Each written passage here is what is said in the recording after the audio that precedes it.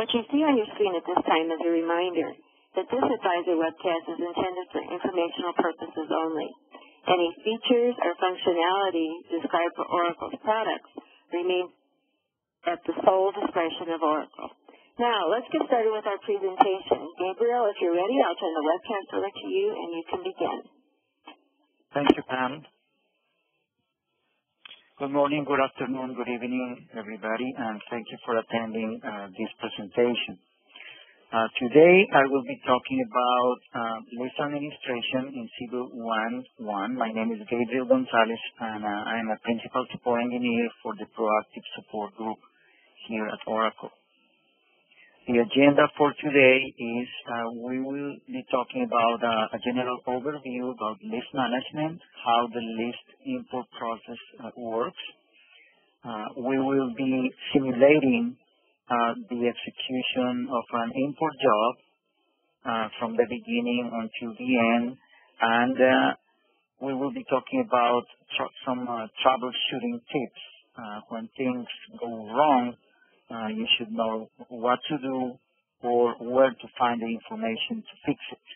And finally, I will refer you to some technical documents with some more information about list management.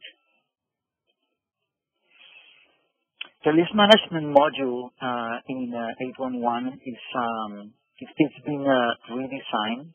It has gone through some changes, and it's available to all of the users that have a license for Siebel marketing or Siebel campaigns. In general, people use list management to create lists of contacts or prospects to be used in marketing campaigns. The process that is generally used is that customers import prospects and then promote those prospects to contacts. That's the most used feature. But as we will see later, we will see that list import can also be used to import other kinds of objects.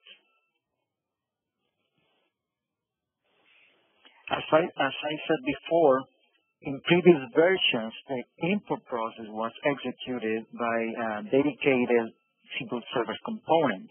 It was called the List Import Service Manager.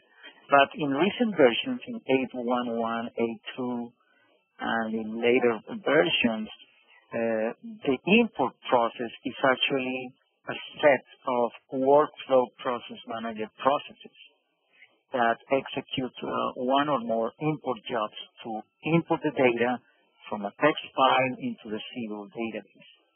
The kind of things that you can import using the list management feature are objects like contacts, prospects, leads, accounts, responses. The object that usually people import the most are contacts and prospects. But we will see that you can also import responses when you use one of the features of Siebel marketing.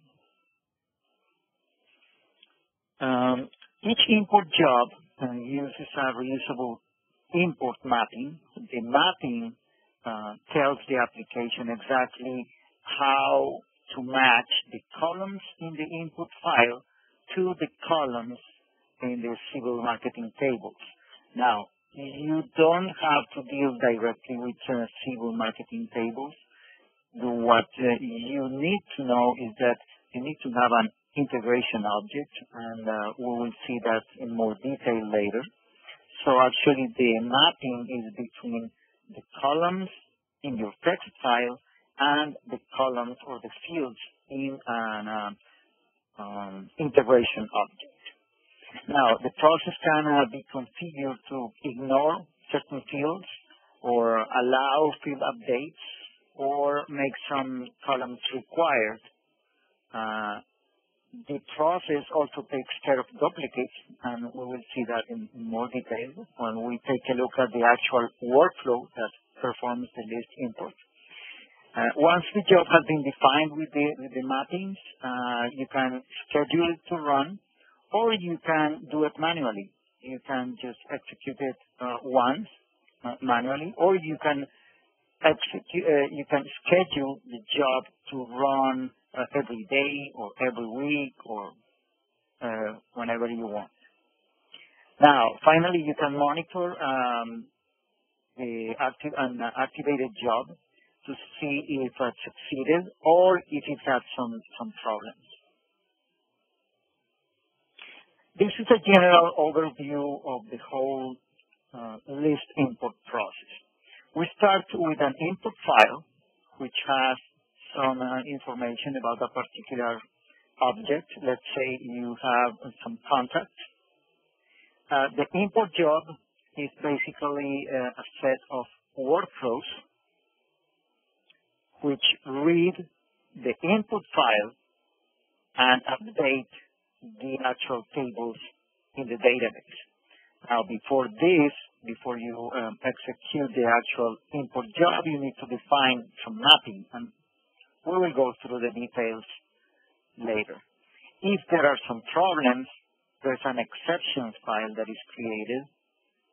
Exceptions like, for example, you're trying to import a duplicate contact, or you're trying to import a contact which has some wrong information. For example, you have an address and you have defined that one of the fields, let's say country, needs to be bound by a certain list of values. So these conditions are going to generate an error, and those errors are going to populate an exceptions file. The input job starts with an input file. The input file can be the limited text file or an XML file.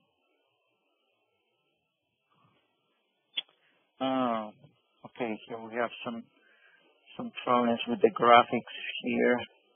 Okay, let's continue. Now, how do we start creating a job? We go to Administration Marketing, Import, and Create New. You select the kind of object that you're going to create. As you see, there's a fixed list of 5 objects. Right now, you can only import this kind of objects. So you select the object that you want to import. Let's say you want to import a contact. You select where you're going to import from. The text file.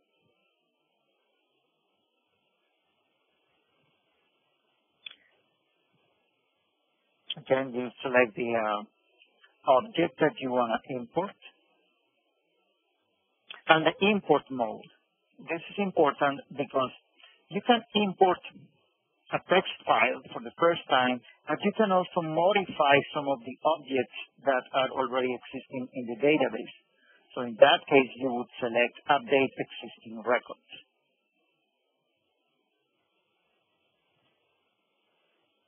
For the source file details, you select the file that you have created and the type of file. In this case, we're going to use a comma-separated file, and the delimiter is, of course, a comma.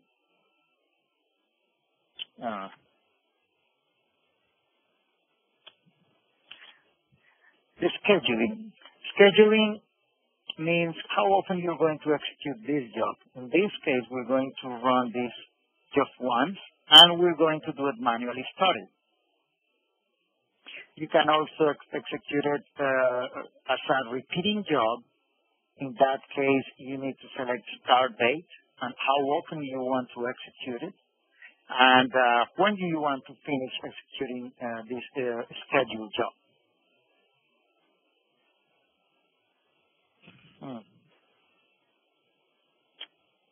Okay, we have some problems with some of the graphics.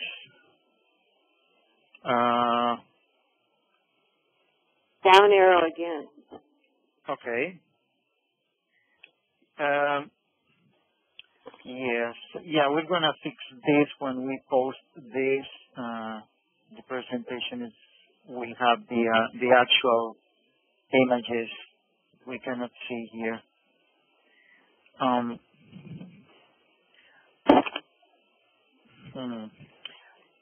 Okay, unfortunately we have some issues with some of the graphics, but basically the data mapping is going to show. Yes. Let me bring it up on my computer and see if we can see those images. Okay, excellent. Thank you. We missed this one so that you can see the actual format of the input file. In this case, it's a very simple input file. It only has the first name, last name, and some information about the personal address. To import a job, you go to Administration, Marketing, and select Import. Again, click New. Okay, this is very important. We were missing this one. As I said before, what you are actually mapping is the columns in your input file against an integration object. You can go to Siebel Tools and select the integration objects, the object integration object, and you will see that these 5 integration objects are the same that show up when you select the actual object to import. So you have some predefined integration objects in Siebel Tools, and those are the ones that you use to import the information. Eventually, the actual import process is going to be executed by an EAI import job, which is why you need an integration object. Again, select the input file can be either a text file or an XML file. You select the account that you want to import, the import mode, again, the source details. Now, if you want, you can import the objects, and at the same time, you can create a new list. This works for contacts. When you are trying to import a contact, you can create a new list with those contacts that you are importing, and then eventually use that list to some other process. For example, if you're using Siebel Marketing, you can use that list to create a campaign and then eventually execute that campaign using that internal list that you are creating. So you select that you want to create a new list. You provide the list name. You select how you schedule this import job. And here's the details regarding the mapping. The data mapping is automatically created when you create an import job. That means you can reuse the mapping that you're going to define here, as this might be a process that might take some time. If you have a large number of columns in your input file, it might take some time to create the mapping, but you have to do it just once, and then you can reuse the same mapping if you have similar input files with the same format. So you will see the columns in the input file on your left and the fields in the integration object on your right. You create the mapping. Again, this is a screenshot of Siebel Tools showing how the integration objects and integration component fields are the ones that you are going to select during the data mapping stage. And finally, once you have the mapping, you can execute the job. You do that by clicking the Activate button, and that starts the job execution. The Activate button is enabled because in this particular case, I selected the option to manually execute the job. I didn't select the option to schedule it for some other time. So I manually execute the job. And What this does is that it executes a couple of workflows. This is a screenshot of Siebel tools. When you go to workflow process and you select the workflows associated with the marketing import project, you will see that there's a series of workflow processes. We're interested in this case in two in particular. One is the marketing master import process, which is going to be executed always, no matter which object you're trying to import. This marketing master import process is going to be executed. And one of the steps, and we will see this in more detail, one of the steps executes one of the five different workflow processes depending on what you're importing. In our case, we're going to import contact processes, so the workflow process that is going to be executed is the marketing import contact process. And this is the actual workflow, the master import process in more detail. It's just a standard workflow.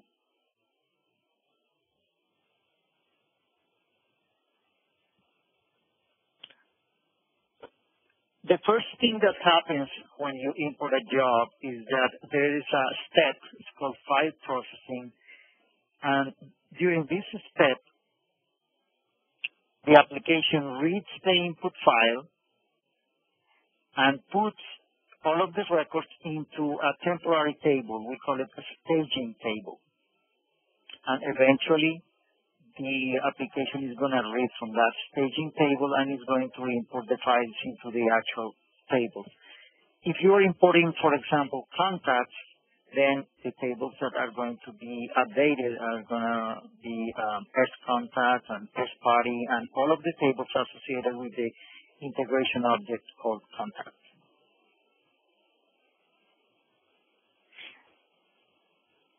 This is the most important step. It's called processor, and during this step, it spawns the execution of another, let's say, a child workflow process, depending on the object that you're going to import. So in this case, the process, the workflow process that is going to be executed is the marketing import contact workflow. And here's the detail.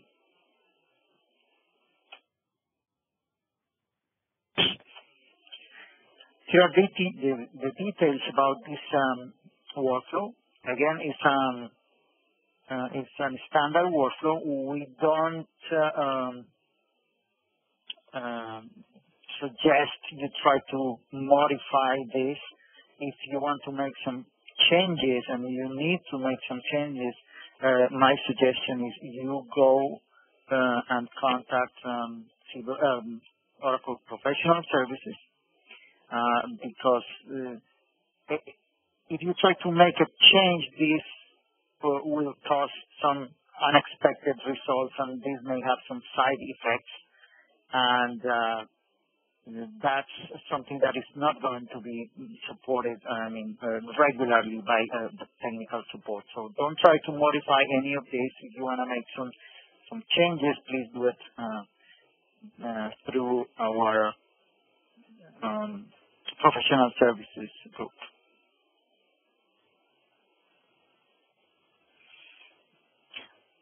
When you execute an import job and you want to monitor the execution, you go to job status and you will see that there is a group of log files, in this case, three main log files that are generated.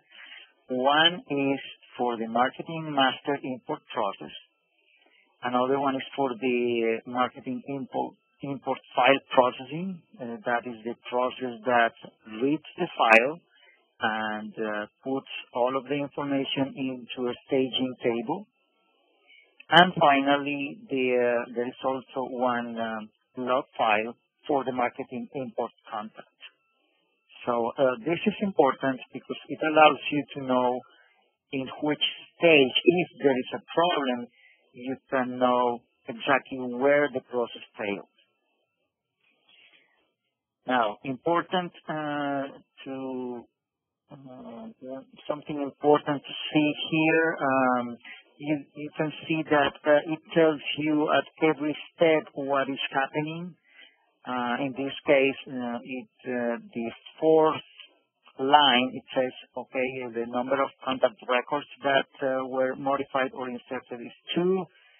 We can see that there were no EAI errors. And in case there are errors, there is a tab. If you take a look at the top, you can see an exceptions tab. When you click that tab, you will see that there is a file generated in case there are errors. And that file contains the details on exactly what happened and why the process failed and why some records were rejected and all of the details that you need to know. You can also monitor the process by going to application administration, server management, jobs. As I said before, the process of importing a file is a workflow. So you will see the tasks here as a workflow process manager tasks. You will see the task ID and some more details on exactly what happened during the execution of this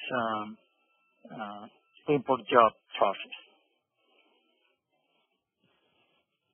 If you remember, we decided that we were going to create a list.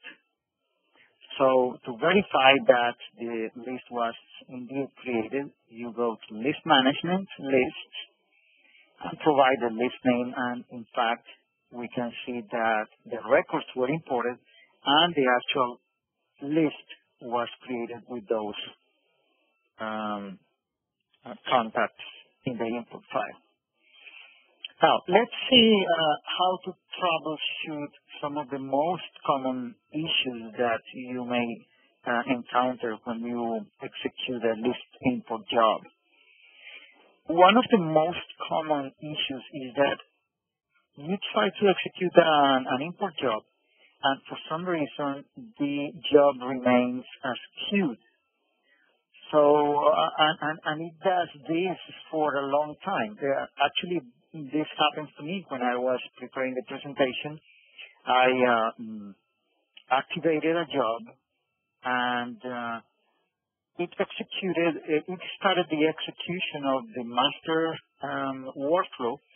But when I tried to go into the execution, start the execution of the actual contact import workflow, it stayed in queue for like a couple of hours, and eventually it finished. But it's something that is not what you expect. I mean, you expect that as a workflow, you start and the execution goes without any interruptions, at least not for a couple of hours. So what exactly happened? And this troubleshooting tip is good not only for this particular case, for list input, but in general for any particular process that you are scheduling in one of the Siebel applications. This is something that is recurring, so it's a good thing to know what to do when this happens. So that is the issue. The job remains in a queued status. It looks like it hangs and it's not going to do anything, but eventually it resumes the execution at the end, it finishes. So what happened? And I'm sorry for getting into very, very technical here, but I have to. When you monitor the execution of a job,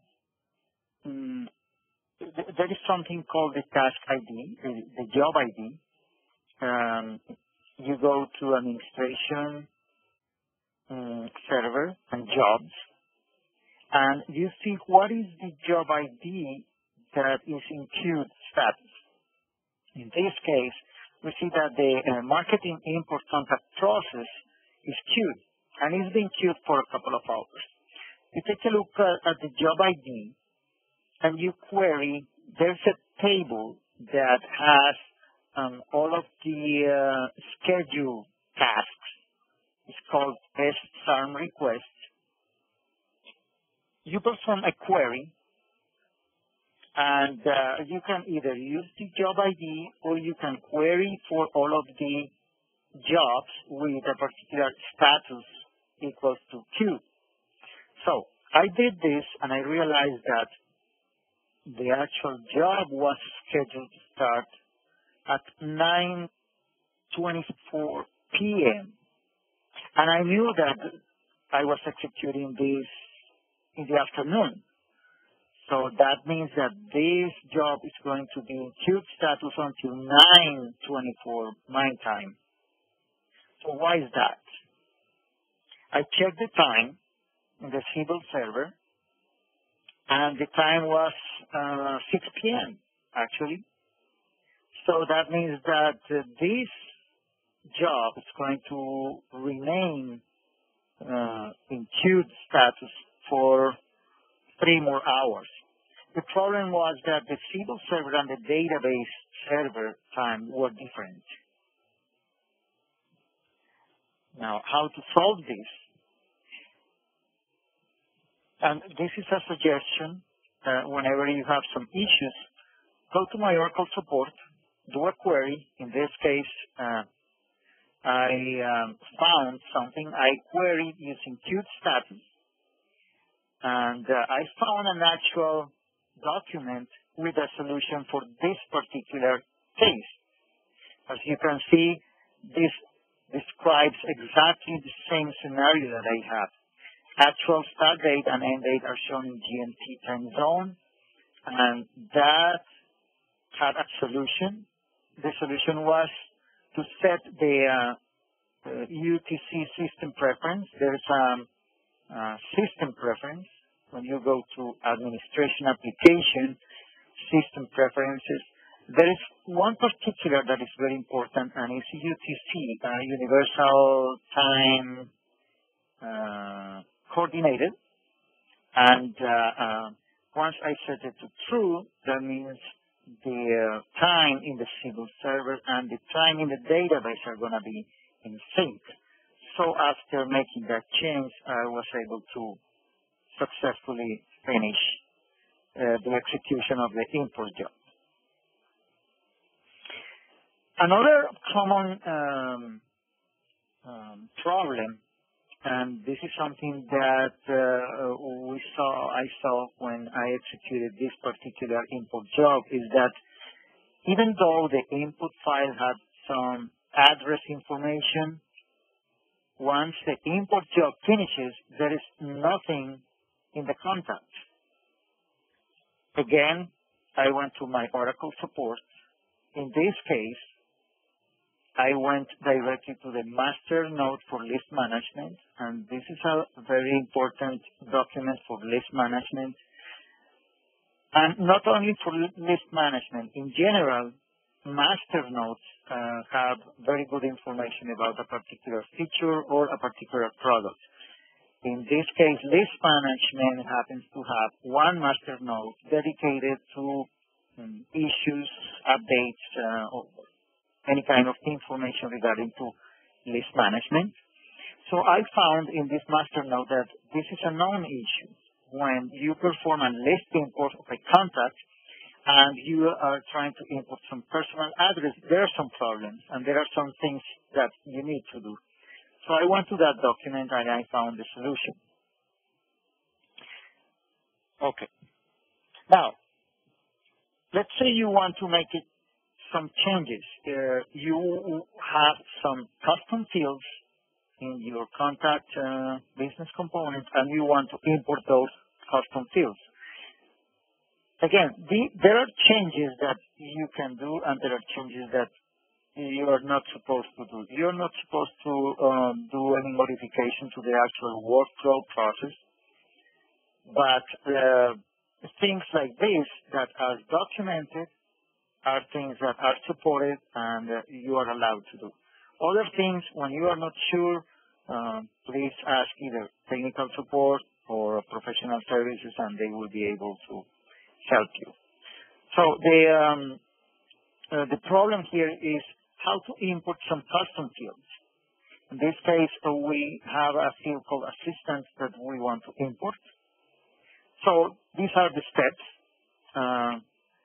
and these steps are documented in one of the public documents on my Oracle support.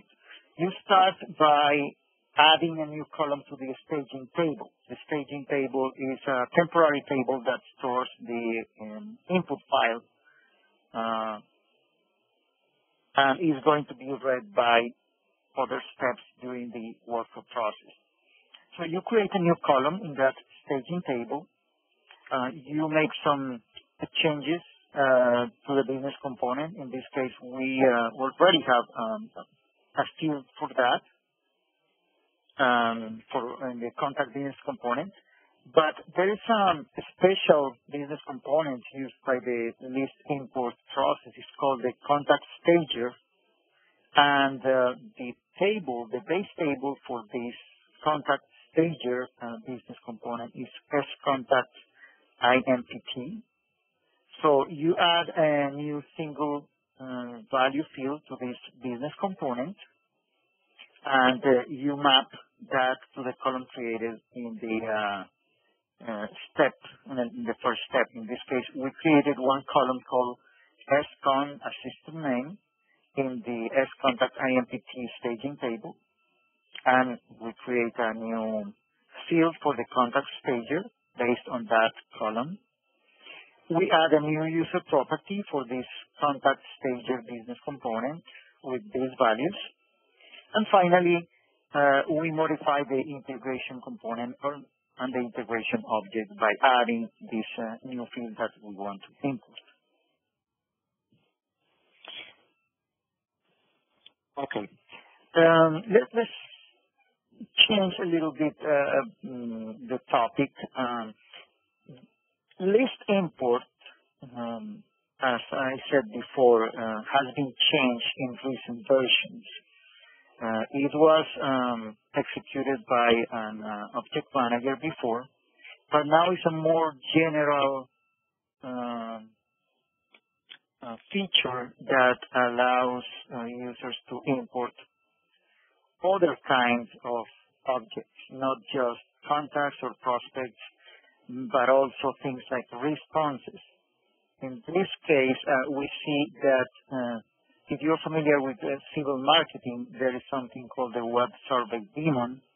When you launch a campaign and you want to send an email with a link to a particular page with a survey, the customers get the mail, fill out the survey, and that creates a response.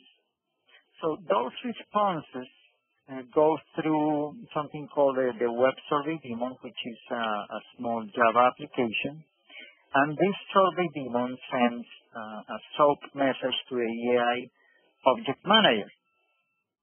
And the EAI object manager creates an import job to import not contacts or not prospects, but responses.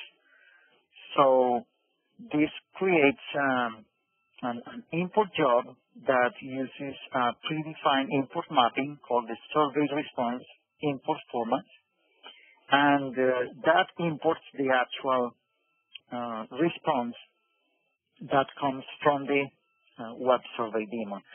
If you have a knowledge of the SOAP and how to work with web services, with incoming web services in Siebel, you can actually write an application that sends directly a SOAP message and perform an import job and actually import the responses without having to use this web survey daemon.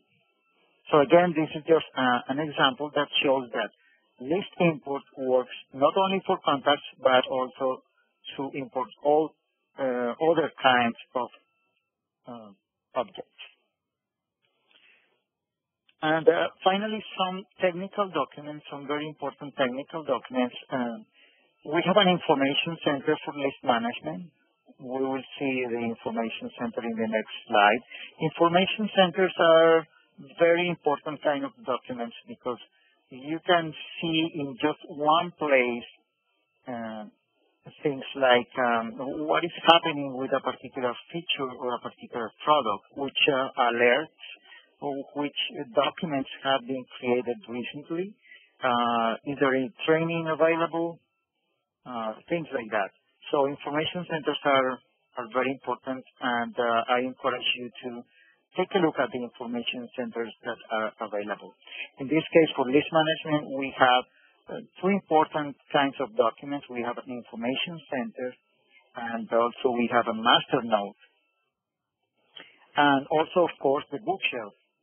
For list marketing, for list import management, all of the technical information can be found in the Siebel Marketing User Guide. This is an example of an information center. And again, there are information centers not only for list management, but for many, many features and products. You can see in just one place what is happening. Are there any alerts, news and announcements, troubleshooting tips, new knowledge documents, if there is training or if there is a community available. You can also see the latest threads, the latest postings. So information centers are a very good source of information. And this concludes my presentation for today. Thank you very much for attending. Thank you, Gabriel. I do want to apologize to Gabriel and to all those that are attending today. It was totally my fault, Gabriel. I had loaded the wrong PowerPoint, so I do apologize to everyone for that inconvenience. We hope everyone did find the presentation valuable today. We're going to open our Q&A in just a moment, so please use the chat feature or the phone lines at this time to let us know you have a question. Deshanta, could I ask you to give instructions for those on the phone lines? As a reminder, to ask an audio question, please press *1 on your telephone keypad. We'll pause for just a moment to compile the Q&A roster. And while we're pausing to compile that roster, I want to remind everyone of a couple of things. We have recently enhanced our archived My Oracle support document so that it now includes not only the download and streaming links, but also the PDF. So if you go out to My Oracle support in about 48 hours, you will see under document number 740964.1, not only the download and streaming link, but also the PDF of this presentation. Again, that's document 740964.1. So I just want to remind you, you can use the chat feature to type in any questions you might have, or you can queue up on the phone line, and we'll be taking those questions in just a moment. I always try to give you enough time to find the features that we talked about. I know a lot of times that you'll be in a conference room with your associates, and it takes a couple minutes to figure out what question is the most appropriate to ask. So I'm giving you that extra minute by reminding you that we will be posting this out on My Oracle Support under My Oracle Support Training Central, and then you would click on Recorded Trainings and go to Siebel, and you'll see this listed. If you are more comfortable with using doc numbers, that would be doc number 740964.1. Okay, Deshanta, do you have any questions from your audience? There are no questions at this time. Okay, and I'm not seeing any questions on the chat feature. So hopefully you all are comfortable with the presentation that was given and are not having any questions at this time. If you do have a question after we end today, just go ahead and send me an email, and I'll forward it on to Gabriel to answer on a one-off basis. So let's see. We're having someone type in a question here, so let's wait till they get that typed in.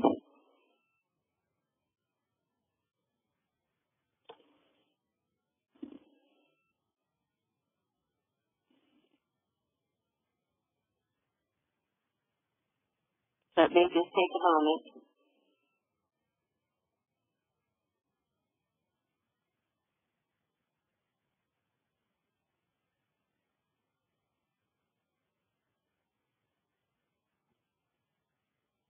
Okay, here's the question.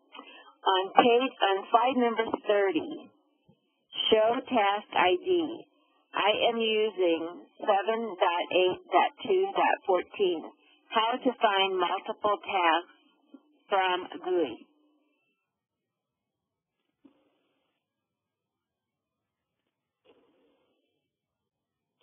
Gabriel, I don't know, do you want to go back to slide 30 and show that and then explain how you can find multiple tasks? Okay, 30, let's see. Multiple. He says, show task ID. I am using 7.8.2.14. How to find multiple tasks from GUI. Okay, this is the, okay, in 7.8 this is different because this job status is going to show the execution of the workflows. But in 7.8, there is no workflows for the list import. The list import is performed by a different process.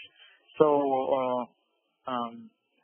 I suggest you need to go to server administration and select that particular component, the list, don't remember the name, the list import object manager, and see which tasks are being executed for that particular object. But this screen is only for 8.1 and later versions, because this shows workflows.